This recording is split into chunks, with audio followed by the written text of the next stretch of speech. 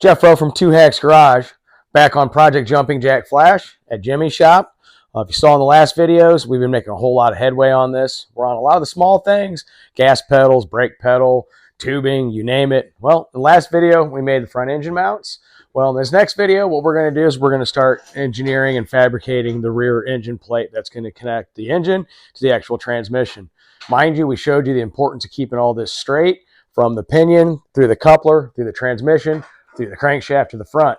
That's why we started off here on the front. So what are we going to use for this rear engine plate? Well, we have ourselves a 1/4 inch thick piece of aluminum. We got more than what we needed, but I'm sure we're going to end up using a whole lot more of this for other projects. So in this video, that's what we're going to start doing, is engineering this. With that, guys, let me show you what we got going on. Give me 1 second. All right, well, the first thing we're going to have to do is we're going to have to get the foam engine block out of the way. This thing's been a godsend on helping us get this put together. It's a replica of a small block Chevy, and that's what this dragster will be powered with. So we need to build ourselves an engine plate that's going to connect the transmission to the actual engine. This is the one that came with the car. I showed you in a previous video. We just have it in their place for mock-up reasons. As you can see, it is no bueno.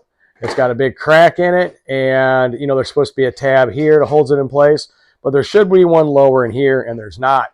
Also with that, guys, is you don't want holes in these, because if things were to catch fire, you can shoot flames and all that stuff back to the driver. So that actually needs to be solid. Ours is going to be a little bit different of a shape, but you know what? This is going to be kind of nice because we do have a rough template of what we need. So what we're going to do is we are going to get this foam engine block out. We're going to start mocking things up, brainstorm, come up with a plan, and see what we can do. See you in a few.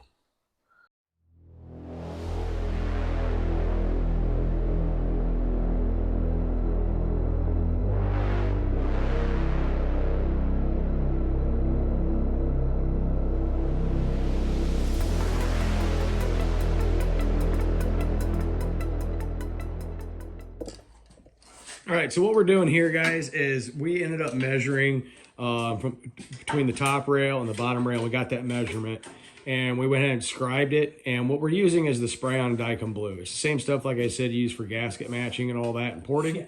So what we're doing is we're laying that Dicom blue down, so when we start scribing our measurements, you can actually see the line of where we need to cut. It's not blue spray paint. It's actually a layout fluid. Works really well. They make it on brush on and a spray on. We use it all the time. Comes in handy. So yeah, that's what we're doing now, is we're making our initial measurements for our first cut. The center portion, the reason why we have that is out because we need to know where the hole is going to be, because obviously you're going to have a big area where the crankshaft and all that is. So with that, guys, I'm just going to get back to work. See you in a few.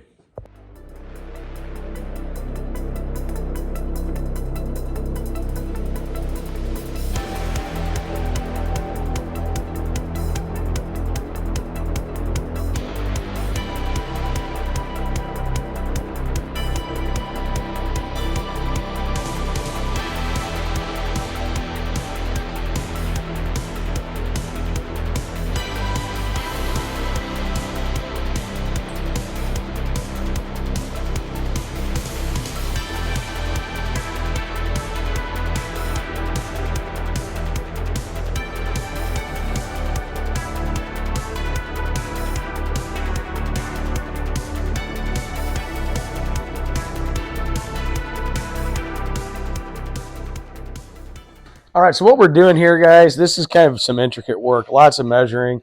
We have a 26 by 26 piece of 1/4 inch aluminum. And what we did is we took our first measurement that is between the frame rails to get kind of like a base of where we need to be on the bottom part of that.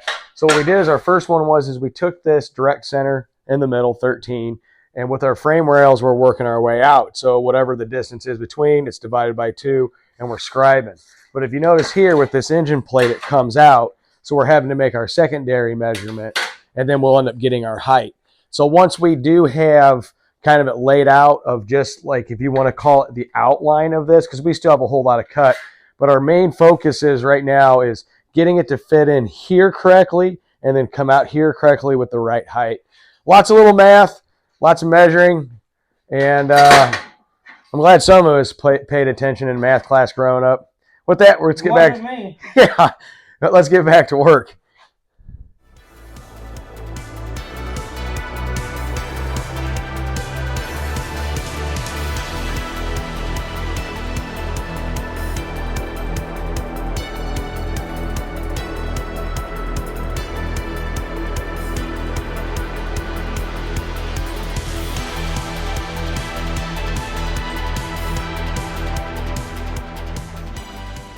Okay, so this is our game plan, what we got going on. So if you see here, it says cutout, it's upside down, and it comes up here and it's radiused. Same thing with here, and it's radiused. That is what's going to go between there and between there. That's going to set down in there. So we don't know our overall width that's going to hang out over this way yet. That doesn't matter. It's going to be one of our last cuts. But the next step we needed to do is if you go from the bottom of here to here, basically the flushness from the bottom of the frame rail where we have it down here, we need to know the exact center of our input shaft. So we went ahead and measured that, and we've got a pilot hole. Because what we're going to do is we're going to cut an 8-inch round hole, because it's not going to be, our design is not going to be completely open like that. It's going to be more solid with that. So our next steps is what we're actually going to do is we're going to get this part cut to shape, set it in there, take this plate, put it over there, get that old one out, and we're going to start marking where our holes need to be. But first, we're going to get our tabs in, kind of line that all up so we can get that tacked in place, get a couple holes in there, get it bolted together, and then really start transferring everything over. So once we got it transferred over, we can bolt it to the case, we can scribe where we want it to be, and cut it to shape. Now, mind you, if you look here on this one, it's, well, let me get a better angle here. It's not much higher than the actual transmission case itself. So just imagine where the cowl goes, it's going to go to that point. Ours is going to be just a little bit higher than that. So we need to take into account for that. So that's where we're at now. This is pretty intricate work. That aluminum was kind of expensive, so we got one shot at it. We're just taking our time, kind of measure 500 times, cut once type deal. We're going to get these corners get out, set that into place, make sure everything's square with the world, and do some more measurements. Hope that makes sense. If not, maybe the end product will. With that, see you soon.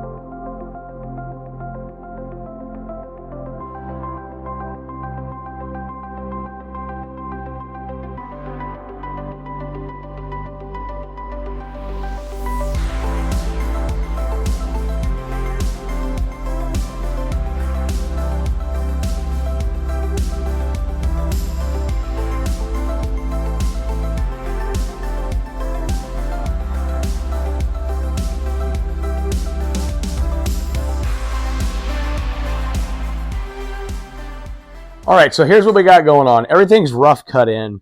We weren't using any fancy tools. We're doing this on a budget, but you know what? We got it to work. So if you look closely, what we did is we're going to actually have to move that hole right there about 3/16 of an inch. I'll explain that later. It's not important right now. But as you see, our plate is actually sitting with the radius is right on the frame rail. That's where we want it. And believe it or not, we got this leveled up on top, so that's completely level. So what Jimmy and I are doing next to get this all into place is we're actually going to get those frame tabs, and we're going to get them in place there and get it in place there, and then also on the bottoms on each side. And once we do that, we're going to clamp it into place, get those tacked in, and then what we can do, once we get those frame tabs in place, tacked in here, here, and then on the other sides, we can punch the holes, get those drilled, and you know what, guys? From there, it is literally all the way around, transfer those, and then we can do our final design. Still got quite a bit of work to do on this, but you know what, guys? It's getting closer. Like I said, nothing fancy, but it's going to work. It's rough cut now, but it's going to look really good once done. With that, need to get back to work. See you in a few.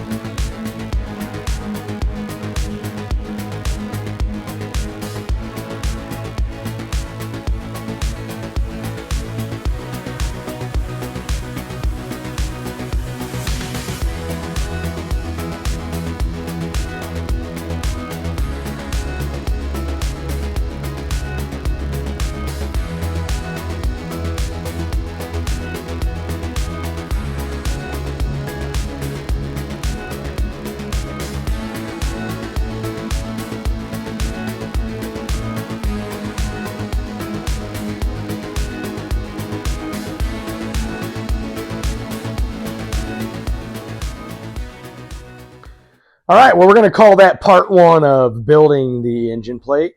Like I said, we use the Daikin Blue to have a layout and all that. This is just roughed in. Still got a whole lot of work to do. The main part that we wanted to get done was get it in here on the frame rail and level. Then from there, we use transfer punches to put the holes in it that align with the bell housing and where we put the engine tabs. We still got two more to put in here. But if you look closely here, if I can get in there, all the holes in there are actually lined up perfectly. So this is part one. We still have quite a bit to do. Tomorrow, Jimmy and I are going to tackle getting the lower engine tabs in and get those drilled and all that. Mind you, this whole entire time when we're doing this, we're making sure our coupler is right. And you see that? It is perfectly lined up. We know our engine is perfectly lined up with the front engine mounts we already made. So, yeah, it's getting there. Then tomorrow I'm going to cut the window in it here so we can see where he's going, because this is his bug shield. Jimmy says he's going to cut a window in here for a bug shield. It's comedy hour at Jimmy's shop again. We're all going delirious. But no, we still have a lot of work to do. And we got to figure out what shape we're going to cut this and how we're going to cut it. With that, guys, we'll see you tomorrow. Later.